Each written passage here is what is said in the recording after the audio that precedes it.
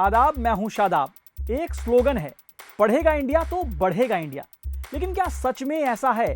क्या इंडिया पढ़ रहा है? जहां भारत की आबादी बढ़ रही है, वहीं भारत के स्कूलों में बच्चों की संख्या घट रही है।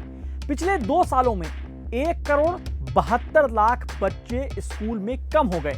6 सालों में ये पहली बार हुआ है। साल 2022-23 की तुलना में 2023-24 में देश भर के सरकारी स्कूलों में 88 लाख छात्रों के इनरोलमेंट में गिरावट हुई है। ऐसा क्यों हुआ?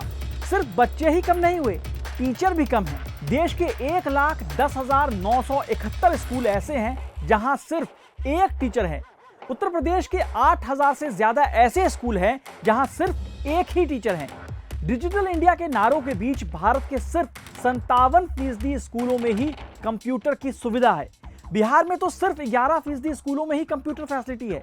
अब अगर हिंदू मुस्लिम मंदिर मस्जिद से फुर्सत मिले तो सरकारों से पूछिएगा, जनाब ऐसे कैसे?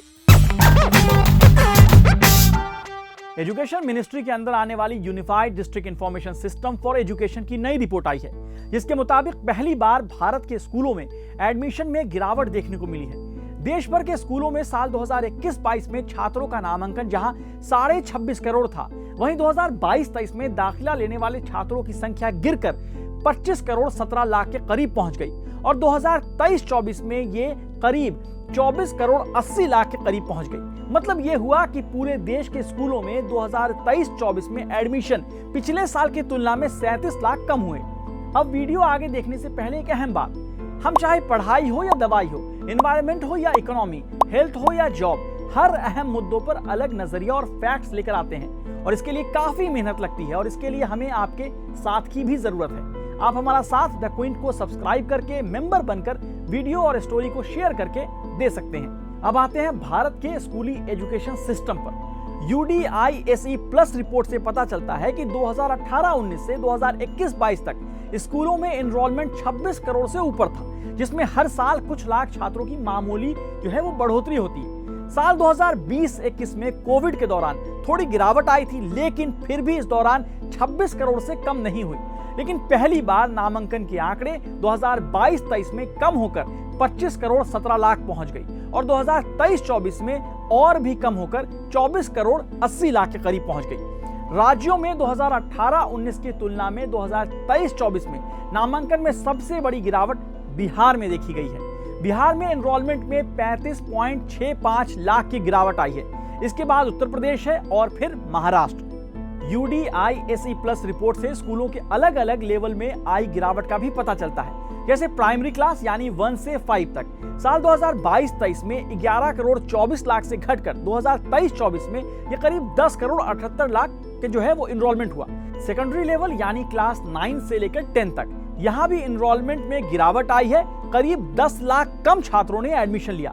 इसी तरह हायर सेकेंडरी लेवल यानी क्लास 11th और 12th में भी गिरावट देखने को मिली। यहाँ पे करीब 2 करोड़ 78 लाख एडमिशन से घटकर 2 करोड़ 71 लाख एडमिशन हुए। सवाल है कि ऐसी गिरावट कैसे और क्यों हुई? इसमें 2 तर्क दिए जा रहे हैं। पहला, अब डेटा जुटाने के लिए तरीके पहले से बेहतर किए गए हैं। डुप्लीकेट एंट्री को रोका गया है। माना जाता है कि पहले सरकारी स्कीम का फायदा लेने के लिए कई पेरेंट्स अपने बच्चों का नाम सरकारी स्कूल में भी लिखवाते थे और बच्चे पढ़ाई प्राइवेट में करते थे, लेकिन अब आधार नंबर से वेरिफिकेशन किया जा रहा है। दूसरा तर्क है रिवर्स माइग्रेशन, मतलब कोविड-19 महामारी के दौरान जो लोग शहरों से गांव चले गए थे और उनके बच्चे प्राइवेट से सरकारी स्कूलों में चले गए थे, वे अब वापस शहरों की ओर लौट रहे हैं और प्राइवेट स्कूल की तरफ शिफ्ट हो रहे हैं। सवाल यही तो है, सरकारी से प्राइवेट गए तो भी इनरोलमेंट रेट बढ़ना चाहिए था, बढ़ता नहीं भी तो स्टैटिक यानी स्थिर रहना चाहिए था। इसके अलावा यह भी सवाल है कि इतने सालों तक क्या वाहवाही के लिए कि देखो हमारे देश में बच्चे स्कूल पहुंच रहे हैं, इसलिए गलत डेटा से काम चलाया गया? अब भारत के एजुकेशन सिस्टम से जुड़े कुछ और आंकड़े देखिए। देश में कुल 14,71,000 से ज्यादा स्कूल हैं, जिनमें अभी करीब 24 करोड़ 80 लाख से ज्यादा स्टूडेंट का एनरोलमेंट है। वहीं 98 लाख से ज्यादा टीचर हैं, लेकिन यह काफी नहीं है। देश में प्राथमिक स्तर यानी एलिमेंट्री लेवल पर साल 2023-24 तक कुल 46,59,000 शिक्षकों के सैंक्शन पोस्ट हैं, जिनमें 39,37,000 पद भरे हुए हैं, जबकि करीब 7,22,000 से ज्यादा पोस्ट खाली हैं। वहीं सेकेंडरी लेवल पर 9,20,000 के करीब शिक्षकों के सैंक्शन पोस्ट हैं, जिनमें से 7,95,000 पद भरे हुए हैं, जबकि 1,24,000 से ज्यादा पोस्ट खाली हैं। आप एजुकेशन के हाल को ऐसे भी समझ सकते हैं कि बिहार में करीब 94,000 से ज्यादा स्कूलों में 2 करोड़ से ज्यादा छात्र हैं और 6.5 लाख से ज्यादा शिक्षक हैं। टीचर स्टूडेंट रेशियो 32 है। बिहार में 2637 स्कूल ऐसे हैं जहां सिर्फ एक टीचर हैं और इन 2637 स्कूलों में करीब 2,91,000 बच्चों के एडमिशन हैं। अब बात उत्तर प्रदेश की करें तो यहाँ 2,55,000 से ज्यादा स्कूल हैं, जिसमें से 8,866 स्कूल ऐसे हैं जहां सिर्फ एक टीचर हैं। इन 8,866 स्कूलों में 6,11,950 बच्चों का एडमिशन है। मध्य प्रदेश का भी हाल जान लीजिए। 1,23,000 स्कूल हैं, इनमें से 13,000 ऐसे स्कूल हैं जहां सिर्फ एक टीचर हैं। हरियाणा में सरकार ने अगस्त महीने में एक फरमान जारी किया था। सर्कुलर में बच्चों से गुड मॉर्निंग की जगह जय हिंद बोलने के लिए कहा गया। बच्चे तो जय हिंद बोलते ही हैं, लेकिन शिक्षा की जय का हाल देखिए। यहाँ 3,148 सरकारी स्कूलों में छात्रों की संख्या 50 से भी कम है। 23,000 स्कूलों में से 867 ऐसे हैं जहां सिर्फ एक टीचर है। ये तो अब तक बात हुई स्कूल और टीचर की। अब बात डिजिटल इंडिया की। देश के 14 लाख स्कूलों में से मात्र 1,10,877 स्कूलों में डिजिटल लाइब्रेरी की सुविधा है। 8,41,000 स्कूलों में कंप्यूटर की सुविधा है, जिसमें से 7,48,000 स्कूलों में पढ़ाई के लिए वर्किंग यानी फंक्शनल कंप्यूटर की फैसिलिटी है।